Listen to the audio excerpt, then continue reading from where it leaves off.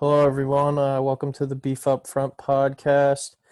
Another episode during the coronavirus pandemic. I'm joined by longtime friend, first-time guest, Kevin Walder. Kevin, how you holding up, buddy? I'm hanging in there. Thanks for having me on. I'm a big fan of the show. Hope you're doing safe with all this chaos going around. Yeah. So our past few shows, we've kind of been talking a lot about like the draft or looking ahead to like next season for some sports.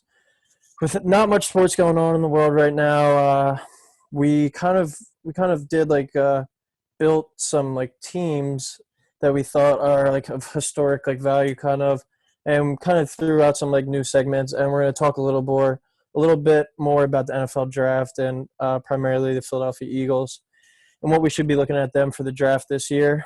But our first segment of this show, me and Kevin have been playing fantasy football together for a while now, so we built the ultimate fantasy football team of the 2010s. So we did this in a draft style. We alternated picks, and so we each took a QB, a running back, a receiver, a tight end, a kicker, and a defense. So I'm going to start it off with my first pick was at quarterback. I took Peyton Manning, obviously one of the greatest quarterbacks of all time. In 2013, he led the league with 55 touchdowns in that historic year with the Broncos. He had 7 touchdowns on that opening night game versus the Ravens, I remember. It was a record-setting year for fantasy, especially at the quarterback position. We haven't really seen anything like it. He led the league in passing yards, and throughout the decade, he played with the Colts and the Broncos, but you always knew that he was going to go out there and he was going to lead his team. They never really had great running backs on either the Colts or Broncos, so that was also like a big part of why you wanted Peyton back there, your quarterback.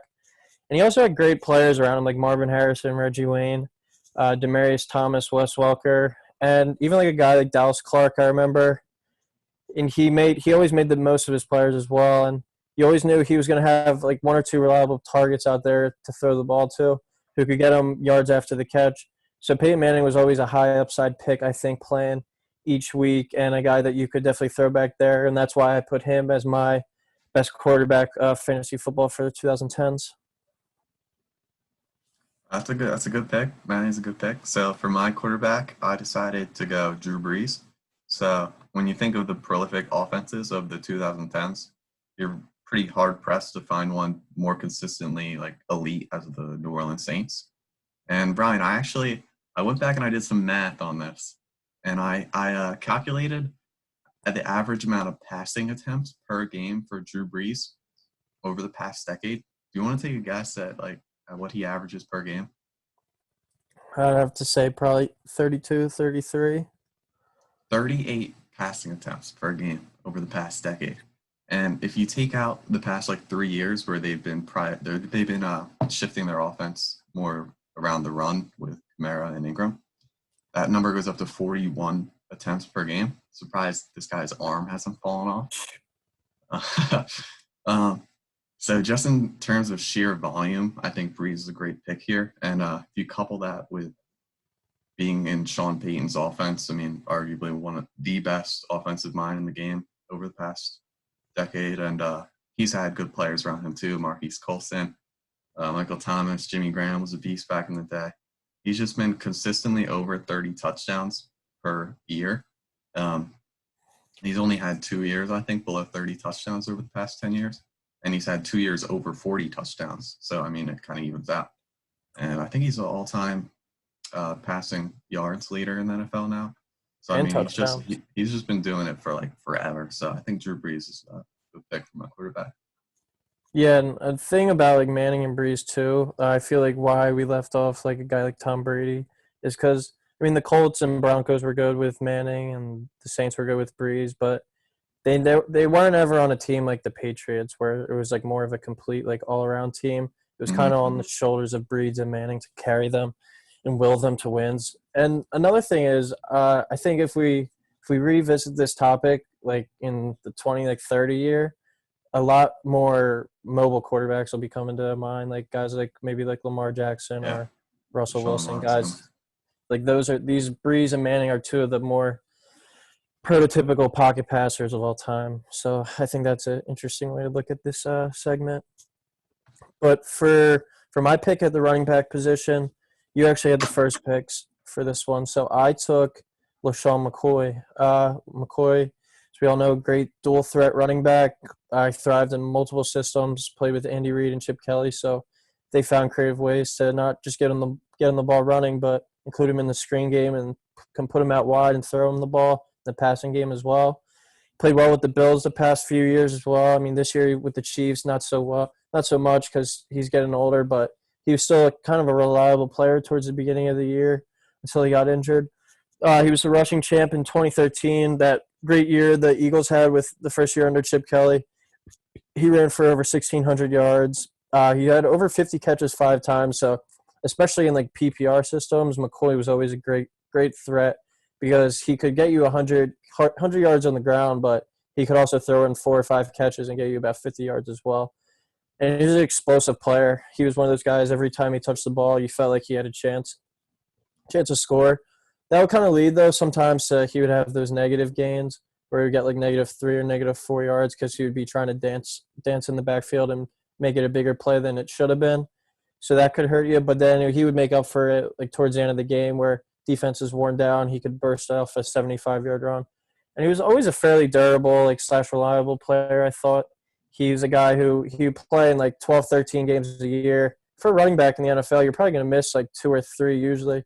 So he was a guy who's consistent, like around like the league average, where he would always be reliable to put out in your lineup each week. And he was an exciting player to watch, definitely one of my favorite Eagles of all time.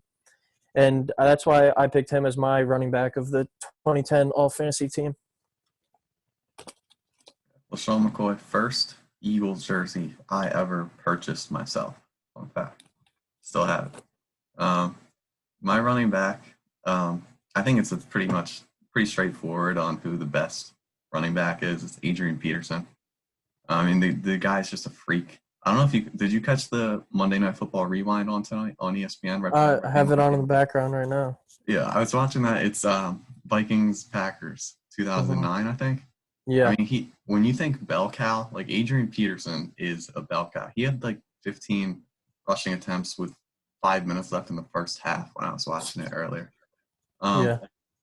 I mean, he's got 5 years of 10+ rushing touchdowns. Of course, he was hurt for some of the years. When you think of Adrian Peterson, you think of his 2012 season, probably NFL MVP. He had 2,097 rushing yards that season. He averaged 6 yards per rushing attempt. That's just pretty crazy to think about. And that's coming off him completely blowing out his ACL like 8 months earlier. Never seen anything like that before. Uh-huh. And I mean, he's still producing with the Redskins. You remember he had that like 90-yard touchdown run against the Eagles on Monday Night Football a few years ago. It's really crazy to see like how he's still producing even after he got all those carries in the early 2010s. So I think Adrian Peterson's the clear pick here for my running back. And Peterson was also a guy who he never really made much of an impact in the passing game. Yeah. Imagine if he could have worked the Vikings or even the Redskins now could have worked that into his game more often. His stats would have been through the roof. But I agree that, like I said earlier, you had the first pick for that one. I would have picked Peterson there too, but he's definitely the clear-cut running back of the decade. So next we'll move on to the wide receiver position. I took Calvin Johnson, Megatron. Just never forget his 2012 season. He had 122 catches, 1,964 receiving yards. He only had 5 receiving touchdowns that year, but I mean, if you could have got up to like 10, that probably would have been the most historic fantasy season from like a skill position player ever. He had 3 seasons with 12 or more touchdowns in the decade, and he only played till 2015. So that's another thing where like, wow, maybe, and he was in his prime when he retired. He was just getting banged up. If he was a guy who he could still probably be playing today, he would have had over 12 touchdowns, I bet, a few more times. For just as long as he was in the league, though, he was the premier target in football. He was the lone Lions weapon.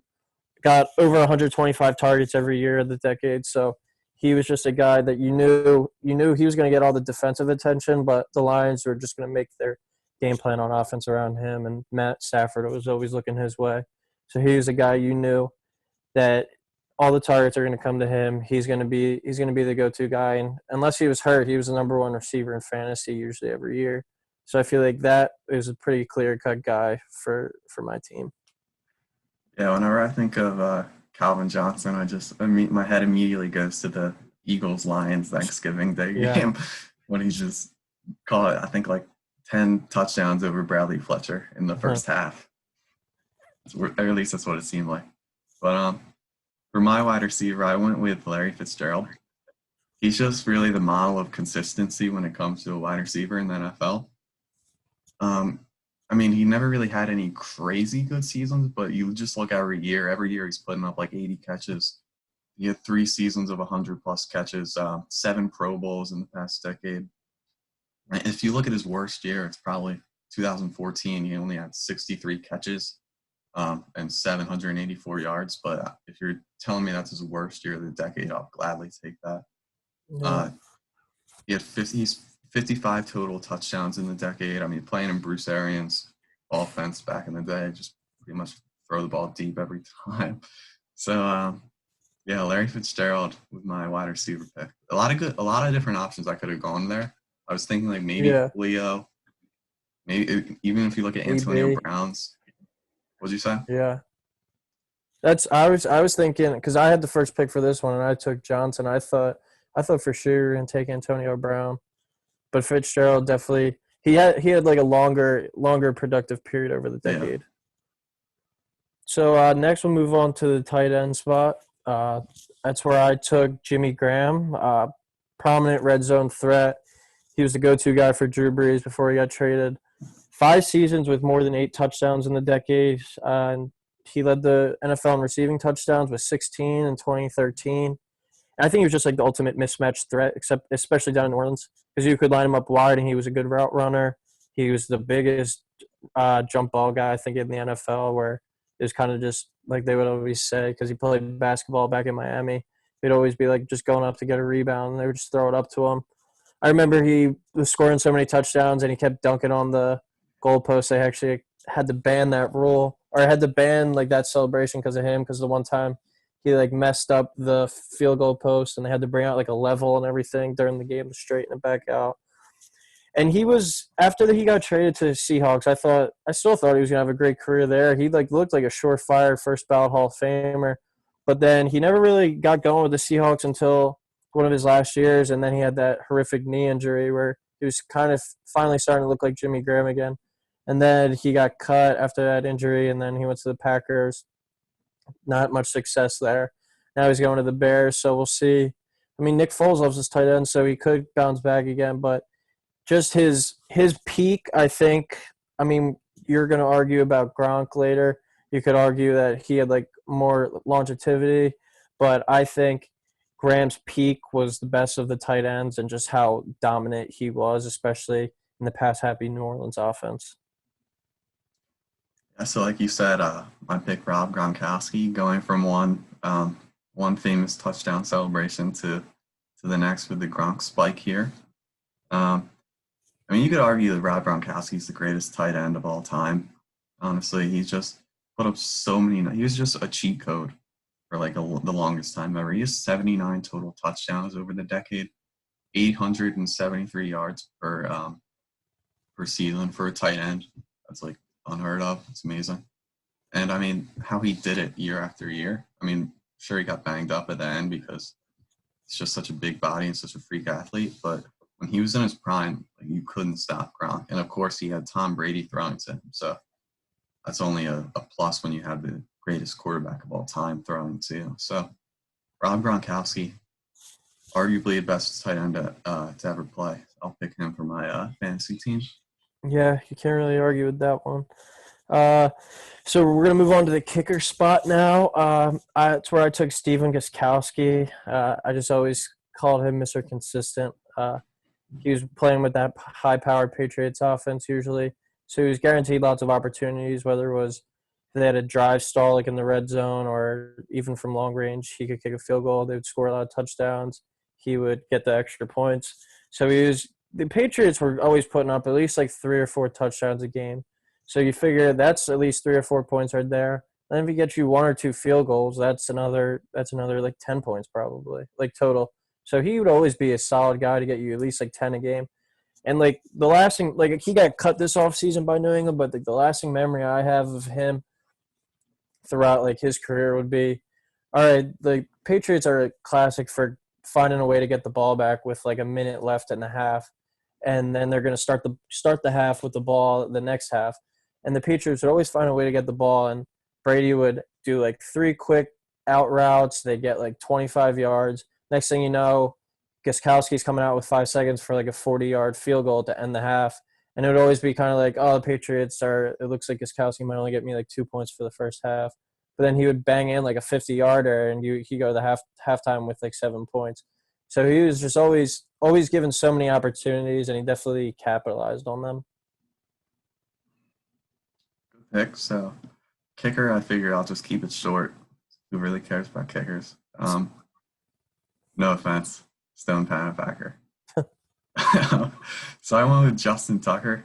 265 field goals made over the past decade, and I don't remember the last time he missed a field goal, to be honest. Yeah.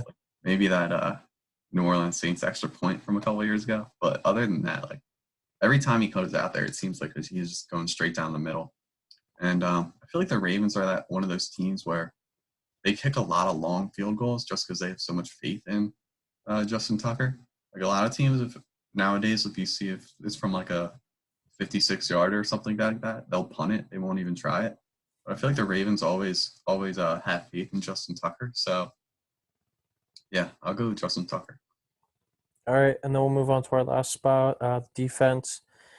I feel like there was only 2 options you really could have picked in this for this decade. My pick was Seattle. We all know they had the great Legion of Boom, had great pass rushers, historic defenses, especially that one year where they shut down Peyton Manning and the Broncos in the Super Bowl, where they held them to, I think it was only 8 points. But when I think of defense and fantasy football, especially, the Seattle Seahawks were always a team where you get some guy would pick them in like the 5th round of your draft, and you'd be like, what? And then like you'd wind up playing against them in the year, and they get like 15 points. They had Tyler Lockett or Golden Tate back there too for a few years, returning punts, so they could always add value there. And one of the guys I wrote about in my notes, I wrote Bobby Wagner. He was just such a force, and he still is in the middle of that defense, where it came to, if they would be playing a team with a strong tight end, he could cover him, or he was great at eliminating the other team's running back and minimizing their run game. So that was a thing, like, because I know a lot of scoring systems in fantasy have, like, if you allow like under like 50 rushing yards or something, you get a bonus, or if a team goes over 100, like you get like minus points. And I just remember the Seahawks always having Bobby Wagner in the middle, one of the leading tacklers in the NFL every year, and he was shutting down a lot of teams' run games. So that's one of the main reasons why I picked Seattle. So you said you think there were only 2 clear options. Do you think I picked the other one? Yeah. Because I wasn't too sure, to be honest. Because I feel like defenses in the NFL, or like teams in the NFL, they're really volatile. Where like they reinvent themselves so quick nowadays. So like you could have a good defense one year and like a bad defense the next year. So I went with the team that I thought was like kind of the most consistent throughout the decade of having a good defense, and that's the Denver Broncos. So, I mean, whenever you think of the Broncos, you like immediately think, oh, they got a good defense, good rushing, good stop the run, stuff like that. But if you look at their 2015 offense, that was just like, or defense, that was just incredibly good. That was the Super Bowl year. They had Von Miller, DeMarcus Ware, Chris Harris Jr.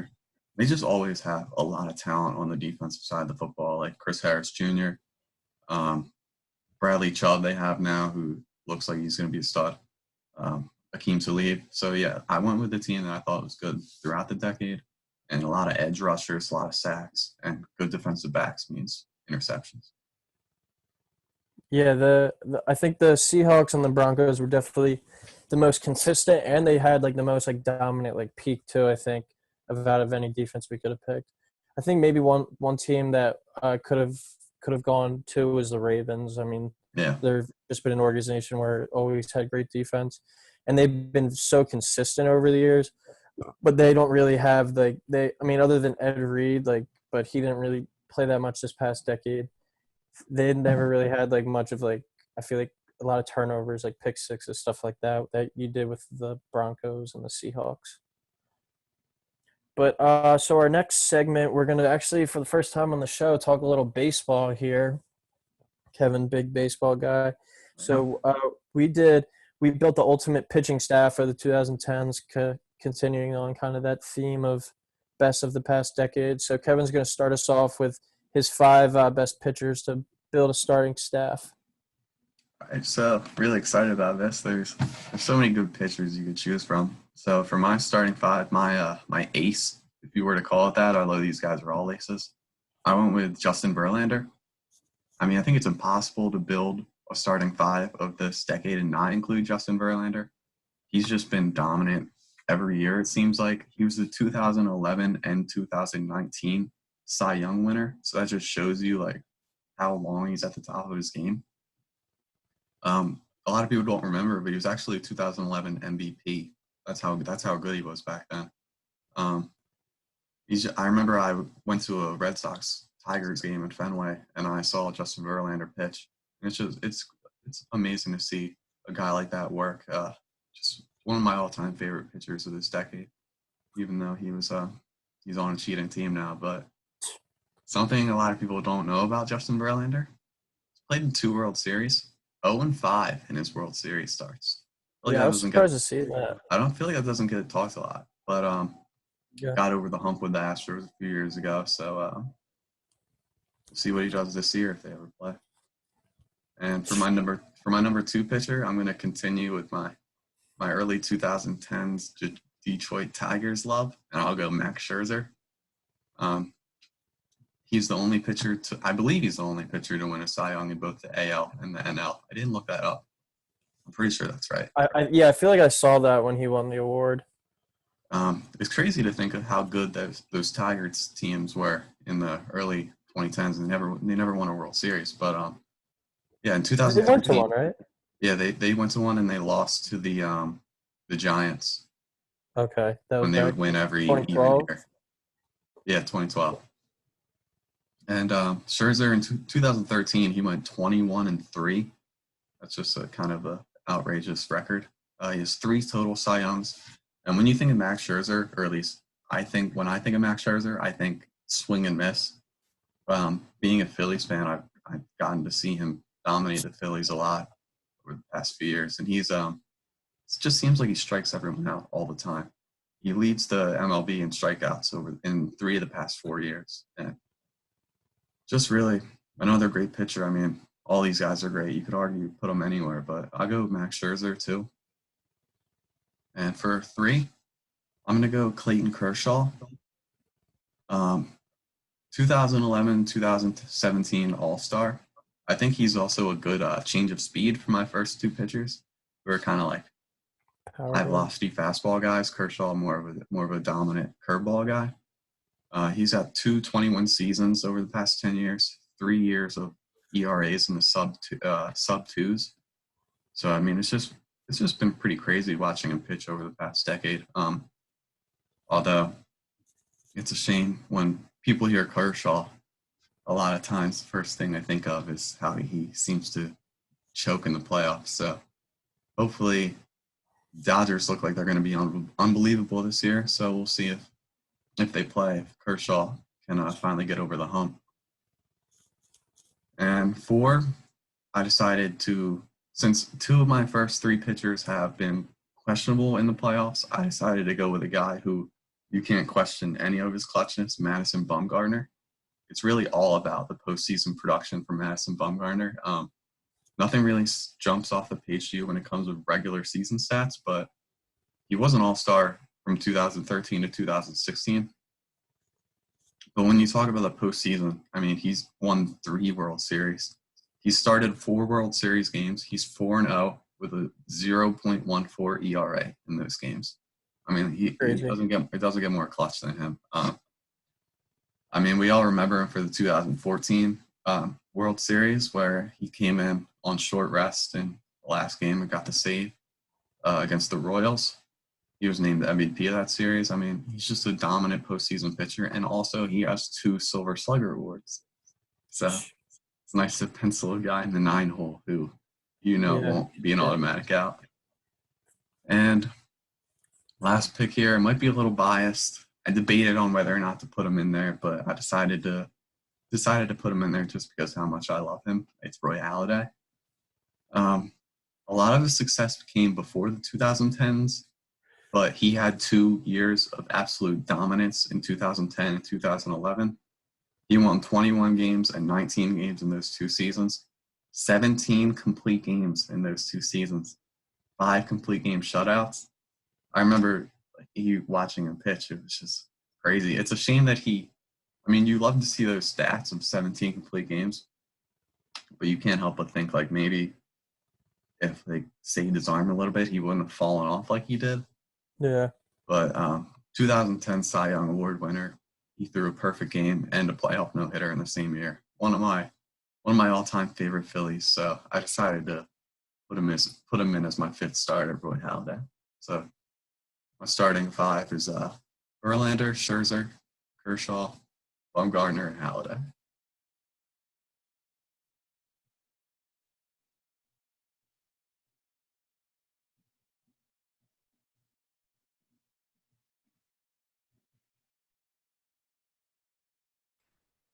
Blow guys by with fastballs. He he knows how to he just knows how to work. Um, like we were saying earlier, he kind of struggled in the postseason, but I think you can kind of like give him a little more, not put so much on him because of the whole Astros scandal thing when he got bashed in the one World Series game versus them. That was like right in the peak of their sign ceiling. So that's kind of one of those things where I feel like that shouldn't hurt his legacy as much anymore. But he's just always been the dominant pitcher of the game since the 2010s, and he's kind of fallen off the past few years just because of injuries, and he hasn't been the same self. But he's definitely my number one guy. My next one is you didn't have him, Felix Hernandez. I think of him as like kind of the prominent pitcher of the AL of the decade. He was always on the Mariners, who never really been that good of a team, but he was always their guy, their ace. He's down in Atlanta now, so we'll still see if he has anything left in the tank. But he always he's a big strikeout guy. He could overpower you, and he had good off speed stuff too. My third guy was Scherzer, who you touched on. Just a great power pitcher. Like you said, we've watched him dominate the Phillies for years now.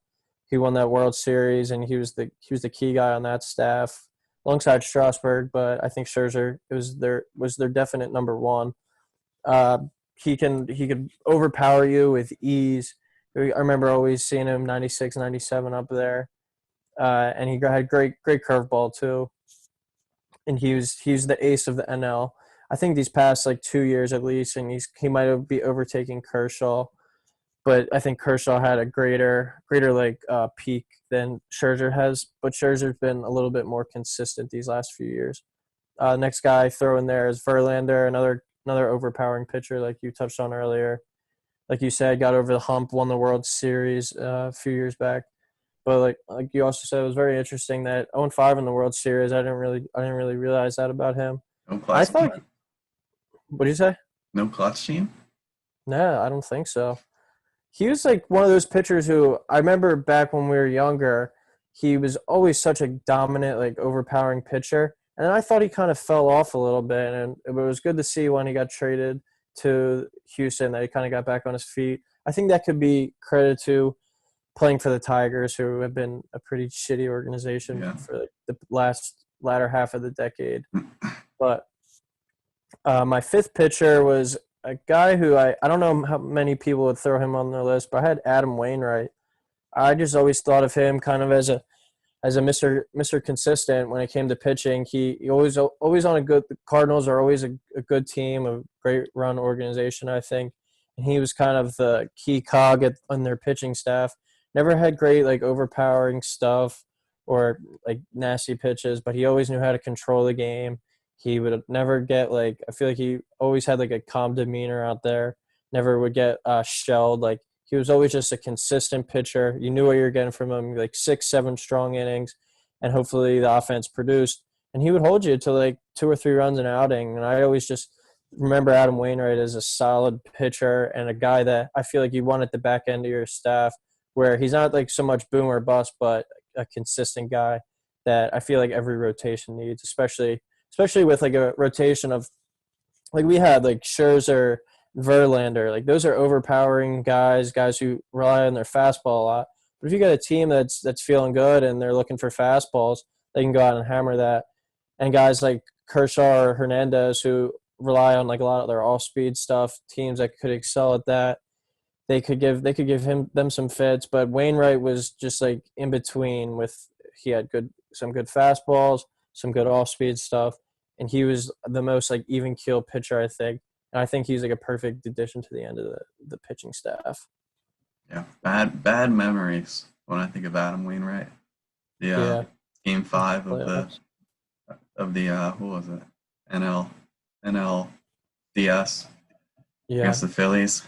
That was like the best Phillies team of all time. And yeah, Wainwright shut us down. Wainwright held them scoreless. Yeah, Halladay gave up one, but Wainwright didn't give up any. Okay, that's going to do it for our pitching staff segment of the 2010s. We're going to move on to some NFL draft talk now, focusing on our birds.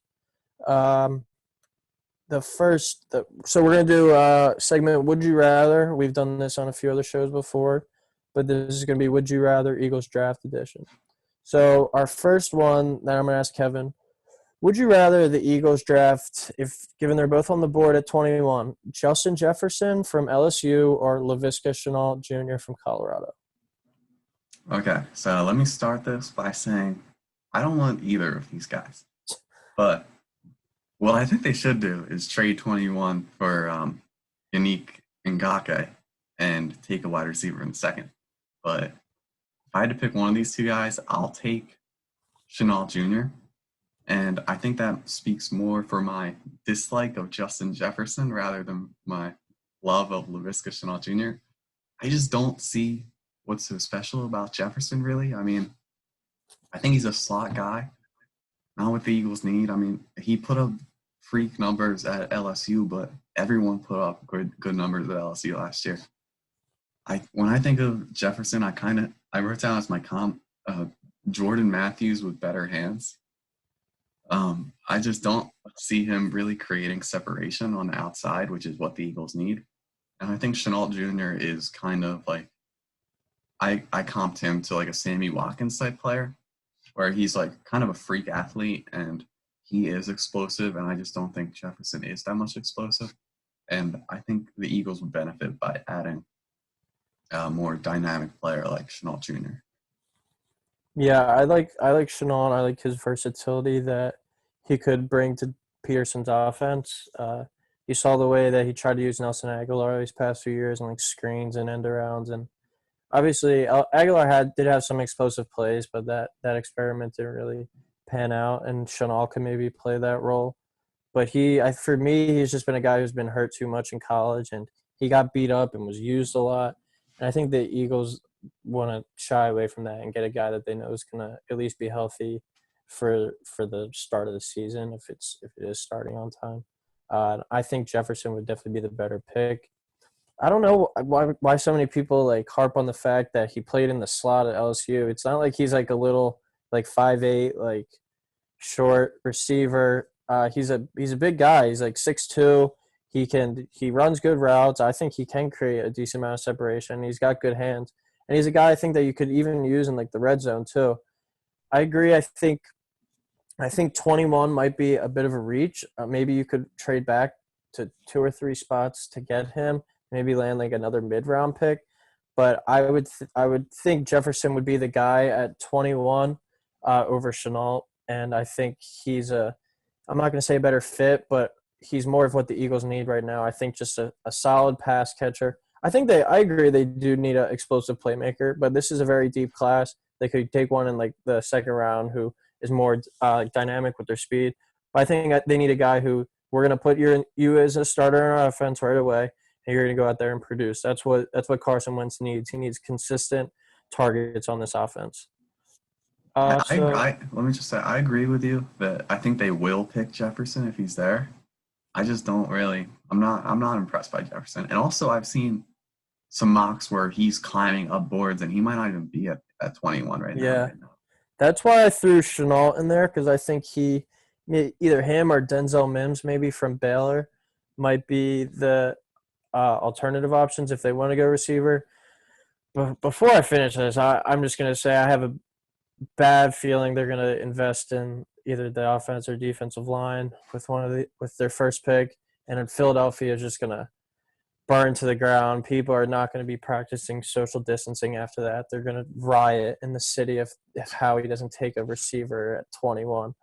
But I've been seeing Jefferson's been rising some boards and some mocks, but I've also seen somewhere he's been like falling back to maybe 23 at the Patriots or 25 at the Vikings. Teams like that who don't necessarily aren't in desperate need of a receiver, but they could take one. And Jefferson's been sliding down there. But he's been sliding when they have the Eagles take like a lineman or a linebacker, which I think I'm not going to say I confidently bet my house on it, but I think I would bet my house that the Eagles don't invest at linebacker in the first round unless somehow Isaiah Simmons fell that far. Yeah, what's that guy, Powers?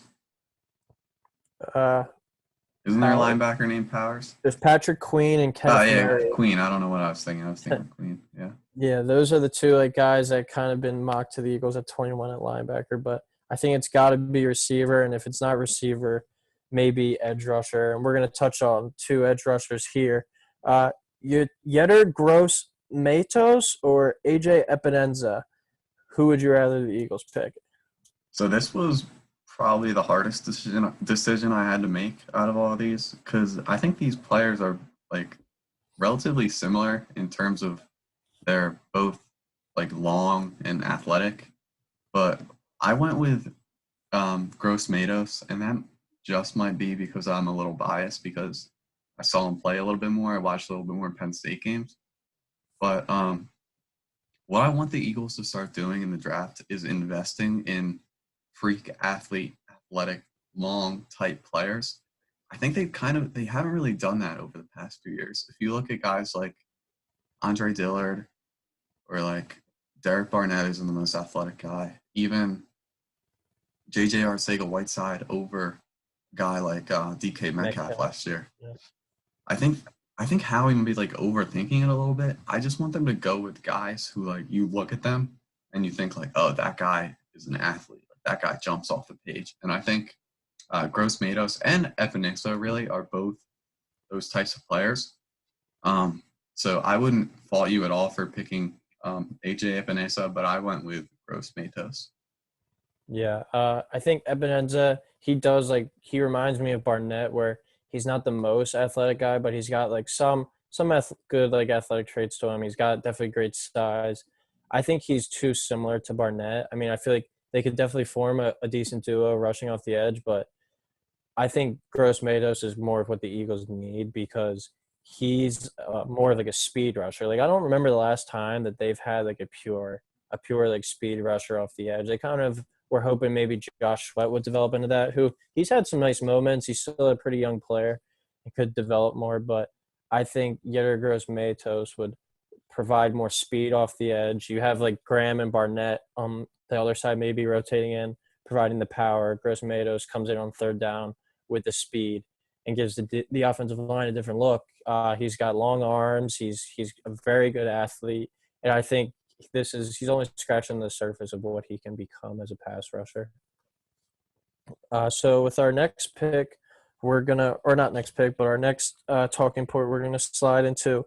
This would probably be in the mid-round picks. As of right now, the Eagles only have Carson Wentz and Nate Sudfeld as their two quarterbacks on the roster. So we have them. We're thinking that they might invest in another quarterback. They also have Kyle Laluleta, who's on the practice squad, but he's probably not going to be around much. He'll probably just be the practice squad guy still.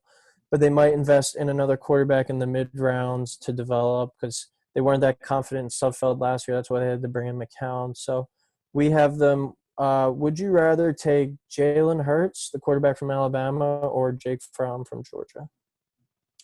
All right, so let me start off by saying again, I probably wouldn't take either of these guys if I were Howie Roseman, but if I were to pick one, I'd take Jake Fromm.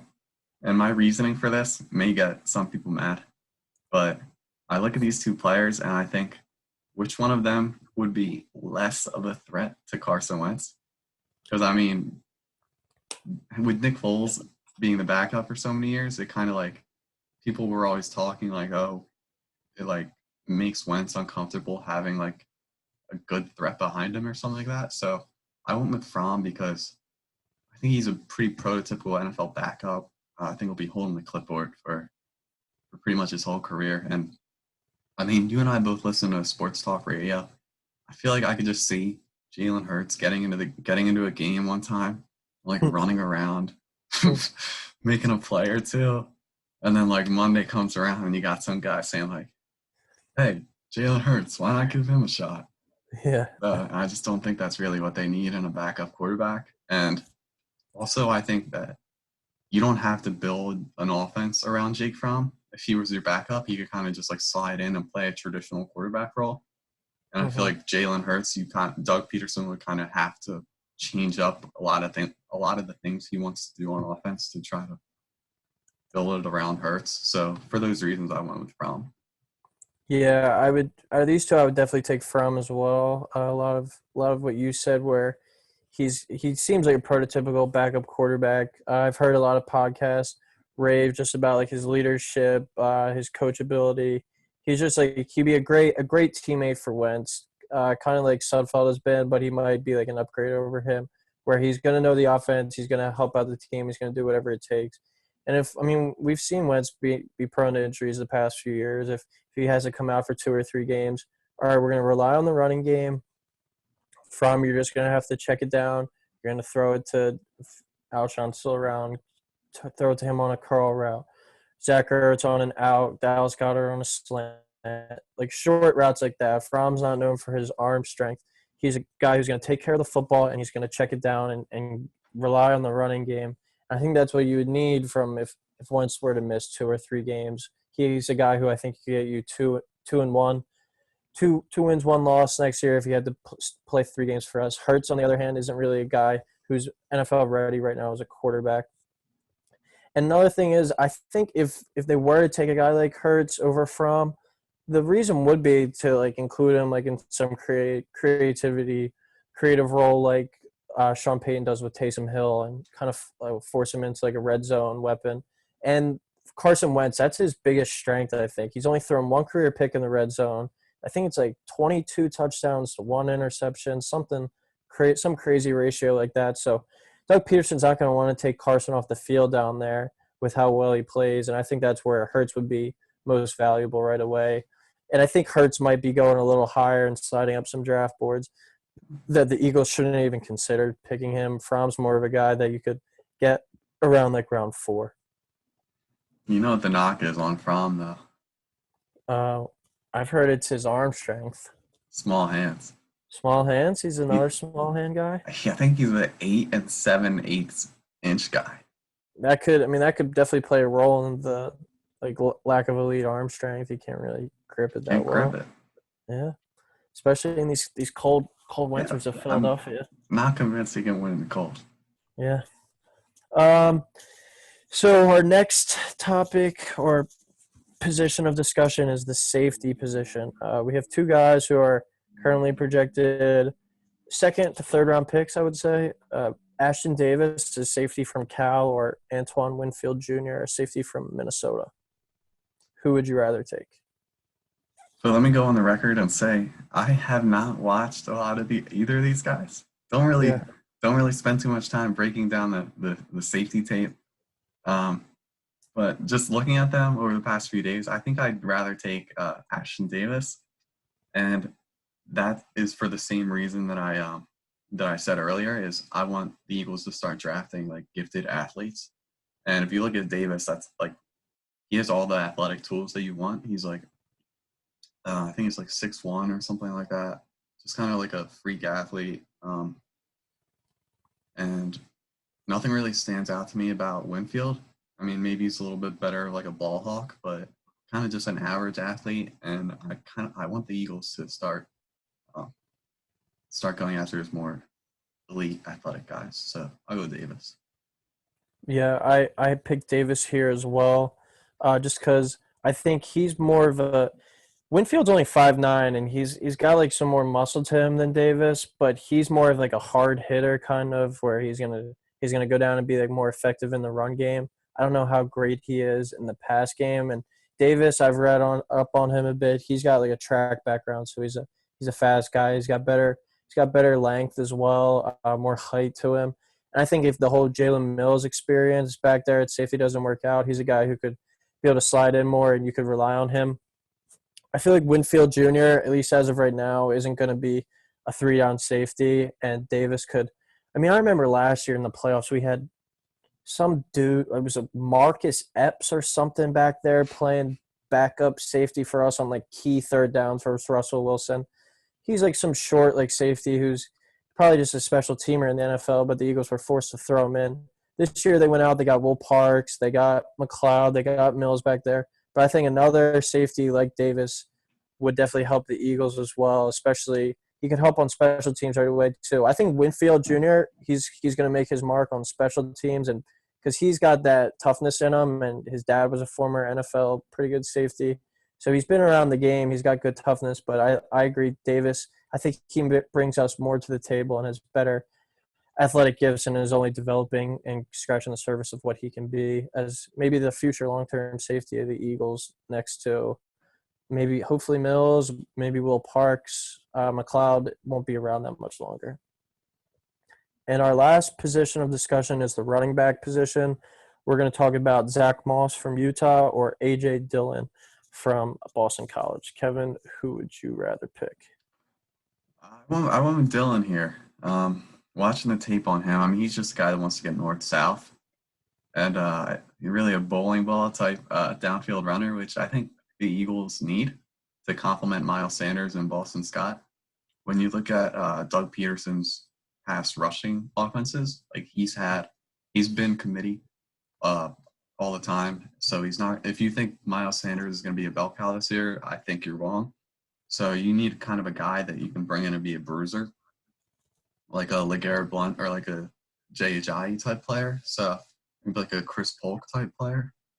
So arguably the best running back in BC history. I went with AJ Dillon. All right. I agree. I think Dillon will be a great pick for the Eagles just because, like you said, he's that bowling ball type guy. He's going to get you the tough yards, especially in the cold. You need guys like that who you're afraid to tackle. But I went with Moss just because I've been listening to and all this downtime and reading up on a lot of stuff, especially the running back position, because that's one of the things that piques my interest the most. A lot of the guys are saying Moss might have been if he was playing and he played at Utah, but if they said if he played in the SEC, he's one of those guys you might have been talking about as the best running back in this draft. He's about 5'9", but he's a real muscled up guy. Just based off the description and kind of watching him, he kind of reminded me of Doug Martin back at his peak. Yeah. He just a dynamic runner, and I think the Eagles I heard something. It was an interesting philosophy. It was if you have a second running back, you kind of want him to be the opposite of your first running back and have your third guy be like similar to your first. So if we had Sanders at the 1, then you had more of a hard hitter kind of guy in Moss, but who could also catch the ball out of the backfield. And then you had Boston Scott as your third back. I think that would be like the best kind of trio because Moss is he's a shorter guy, but he's going to run you over and he's going to also provide passing games out of the passing game. So I feel like that trio would definitely be suitable for the Eagles. But I think if you're going to want to pick Moss, you might have to take him in the second round, or I don't think he's going to fall to our next pick in the third round, which I believe is one of our picks at 103. I think Moss will be off the board by then. So I think Dillon is the more realistic pick for the Eagles, but Zach Moss would be a better fit for the offense, I think. Muscle hamster 2.0. I mean, if we got a Doug Martin to throw in there with what Boston Scott looked like at the end of the year, and and what Sanders grew into as the year went on, I think that trio would be one of the best in the NFL, and they're all super young too. Hmm. When, like I was saying, I really like to read up and watch on about the running backs and listen to stuff about them. One guy that we should keep an eye out for, I don't know if we'll pick him, but he might be a steal in the draft, is J.J. Taylor. He's a running back from Arizona. He's only 5'5", but I saw some highlights of him just running guys over. He could definitely catch the ball out of the backfield. He's kind of one of those scat backs. He kind of was like I'm not going to say Darren Sproles, but he was a more like fast version of Sproles. He wasn't like definitely not as shifty in like the short like area and stuff like that. And he's not going to be as dynamic as a player as Sproles probably. But I mean, if they really like Scott and they feel like he could be the backup to Sanders, you throw in Taylor maybe. And the Eagles have been known for keeping multiple like Yeah. 4 or 5 backs. If a guy like Scott goes down, you got a guy like Taylor right to throw him right in. So Taylor's a guy who I think he could add value on kick returns, punt returns as well. And he's a guy to keep a lookout for as the draft goes on, maybe around 4, 5, or 6. I don't know. I have bad thoughts when it comes to smaller West Coast running backs for the Eagles over the past few years. So Yeah, that's also true. Donnell Donnell Pumphrey. Pumphrey. I don't even. Was he even in the XFL? I'm not even sure. He was. He was. I think he was a part of the Philly Special that one of the XFL teams ran. Damn. So The irony. tough. All right, our last little segment. It's a quick one. It's kind of a cool one I thought to throw in at the end. It's pick your 3 favorite baseball stadiums. So I picked for my top 3. I picked number 1 Fenway, number 2 Oracle Park, which is where the Giants play now. It used to be called AT&T, and my third is PNC Park, which is only one of those 3 that I've actually gone and seen a game at. Fenway is just obviously a cool stadium with the Green Monster and everything. Historic since 1912, it's been there. Oracle Park with the big glove out and left. I always think that's cool. The big Coca-Cola bottle, and then out in right field, the was it McCovey Cove? Right, that's Yeah. what it's called. That's always cool, especially when they have like the All-Star game, like the home run derby there, and people are hitting homers out there, and the kayakers are going after the ball. I always think that's cool. And PNC Park, I think, has one of the most awesome backdrops in all of sports with all the bridges and stuff like that. And it's just a beautiful ballpark to watch the game. They're another one that have water out in right field. So if homers are getting hit out there, I remember Ryan Howard at the home run derby back in the day, 2005, 2006, whatever it was, hitting a lot of home runs out there and people swimming for balls and stuff. So I think baseball stadiums surrounded by water is definitely a cool touch. So who would you pick for your top 3? Yeah. So for my top 3. Oh, whoa. You all right? I think I got it. All right. So for my top 3, I've actually been to all 3 of these. Number 1, I went to Fenway Park, I think like 4 or 5 years ago, and just my all-time favorite baseball stadium. It's just a different feel to watch a game there. I mean, the Red Sox weren't even that good that year, and it was just like sold out, and just the atmosphere in the park is nothing I ever felt before. So I'll go Fenway number 1. Number 2, I went with Oriole Park at Camden Yards.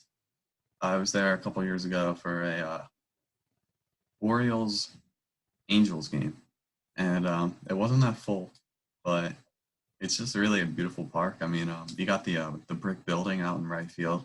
What's that called again? Do you know? It's like a warehouse. Yeah, I'm not sure what it's called, I but it's forget. it's like the sun like hits it, and it just like looks perfect. I don't know. It's just a really beautiful park. So Oriole Park at number 2, and for my third one, this is kind of a nostalgic pick here. I went with 2010 Citizens Bank Park. So like not like the Phillies games you go to now where it's like half full at best. Back in the day, I used to always go with my dad, and he would get Hall of Fame tickets from someone that he worked with. So like they were nice seats too, and they were selling out every game back then. They had a consecutive sellout streak, like just crazy times, and it was was one of my all-time favorite memories to go to a game there. I mean, you hear about today's how kids like, oh, they don't like to go to baseball games or like, oh, they're too long. It's funny because like I remember when I was a kid there, like I used to like never want the games to end. I'm like, it's just one of my favorite childhood memories. So I put Citizens Bank Park for number 3. Are you gonna cry? No, Getting a bit choked up. sentimental. Uh, Fun fact about Oriole Park, that's where they filmed Major League too. You Yeah, you, notice you that told me watching that. that. And then another cool kind of thing I remember about Oriole Park was the back like I want to say it was maybe like 5 years ago. Like Baltimore was like having like the riots and stuff. They actually played like a game in there like empty, like no fans. It was I want to say it was Orioles Tigers, and it was just a complete empty stadium. There's no one in it. So and they got some cool pictures of that. That's just one of the memories I have. I've been down there as well. I think I've been down there twice actually, and that was definitely one of my favorite stadiums I've been to. Probably have to do that again too. No fans. Yeah, I mean, we'll see. It's kind of a day by day thing with this whole virus, but hopefully we can get our sports back soon. But in the meantime, thanks everyone for listening to us. I appreciate you coming on, Kevin. If you guys like what you saw, like the video, subscribe, and stay tuned for some more content, especially with the draft coming up. We're going to look to push some more stuff out soon. Thanks everyone for listening, and stay safe out there.